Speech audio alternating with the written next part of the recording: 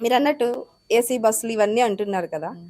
ఇవి విద్యా ప్రైవేటీకరణ అయిన తర్వాత మొదలైనటువంటి విద్యా విధానంలో వచ్చినటువంటి అతిపెద్ద చెడ్డ మార్పు. హ్మ్. నోటీస్ చేయండి. మార్పు గాదు. చెడ్డ మార్పు. చెడ్డ మార్పు. ఈవెన్ మీరైనా, మేమైనా మేం చదువుకునే అప్పటి విద్యకి ఇప్పటికే చాలా తేడాలొచ్చేసింది. అప్పుడు గురువుగారు ఉండే గౌరవం కానీ, వారికిచ్చే గౌరవం కానీ అదంతా వేరసలు. హ్మ్. మొదటి నుంచి మనకి తల్లి, తండ్రి, ఆచార్య.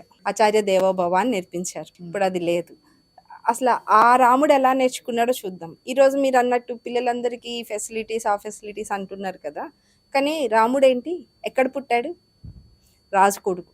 హ్మ్. మొత్తం రాజమందిరం అంటే అసలెట్లా ఉంటది? మనం కూడా అనుభవించలేం. అంతటి భోగాలు, సుఖ హ్మ్. సంతోషాలు ఏది కావాలన్నా ఆయన ఏం పని చేసుకోక్కర్లా. అన్నీ అందించేవాళ్ళు దాసీ జనాలు అంతమంది ఉంటారు.